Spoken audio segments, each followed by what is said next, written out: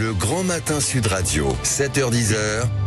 Patrick Roger. Soyez libre comme chaque matin à cette heure-ci. Avec vous, Elisabeth Lévy. Rebonjour donc, Elisabeth. Bonjour à tous. On va parler de ce festival du livre de Besançon qui a fait beaucoup causer depuis quelques jours parce que Raphaël Enthoven était interdit. Il est de nouveau le bienvenu. Oui, exceptionnellement, ce matin, Patrick, je vous parle d'un train qui arrive à l'heure. Enfin, un peu en retard, mais quand même à l'heure. Hein. Parce que jeudi, donc, la maire écolo de Besançon, Anne Vigneault, qui cédait aux pressions du PC local, décrétait le journaliste écrivain indésirable à ce festival qui s'appelle Livre dans la boucle.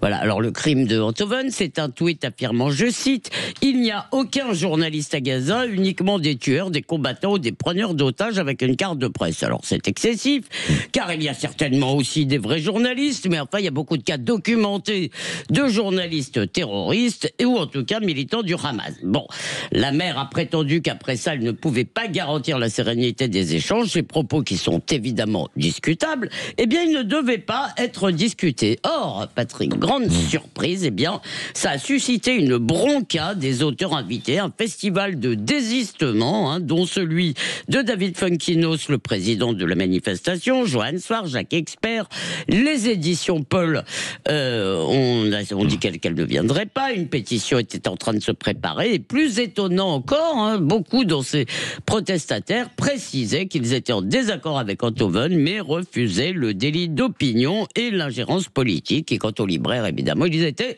catastrophés. Et bien voilà, hier, la mère a fait machine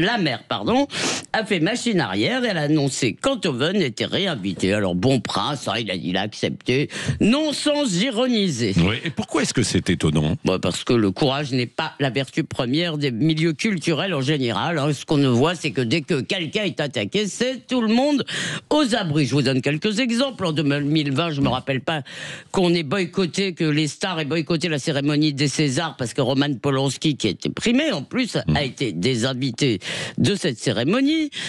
Quand Ibrahim Malouf, le musicien, a été débarqué lui aussi du festival du film américain Deauville, il appartenait au jury pour une histoire sexuelle où la justice avait relaxé, je le précise, eh bien personne n'a bougé.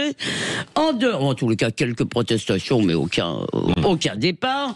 En 2023, ça c'est encore pire, c'est Bastien Vivès, vous savez, l'auteur de BD qui a été déprogrammé à Angoulême à cause de dessins porno rigolos qui étaient vendus sous plastique. Il a été accusé de pédophilie pour ça, oui, pour des dessins.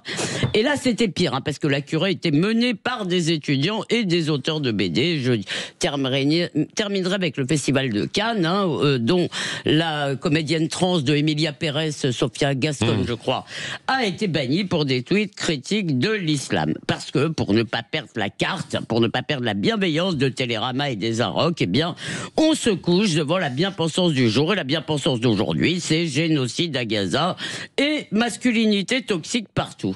Eh bien voilà, c'est pour ça qu'aujourd'hui, je voulais vous parler de cette affaire, parce qu'à Besançon, l'esprit voltairien a soufflé. Je ne partage pas vos idées, mais je me battrai pour que vous puissiez les défendre. C'est ça l'esprit voltairien. Le courage et la solidarité de tous ces auteurs ont payé. C'est la preuve que le recul dramatique de la liberté d'expression et la disparition de l'esprit des Lumières, de la dispute civilisée, ce qui est vraiment l'ADN français normalement, et bien cette disparition, Patrick, ne sont pas une fatalité. Un peu de courage suffit. Merci. Vous voulez réagir en fait à ça, à ce changement finalement qui est intervenu après une forme de mobilisation. J'aimerais vous entendre. 0826 300 300. Vous avez la parole. Vous le savez, dans le grand débrief, on y reviendra après 8h30. Après l'interview politique dans un instant, c'est Éric Ciotti, le candidat à la mairie de Nice, parce qu'il l'a dit, et président de l'UDR.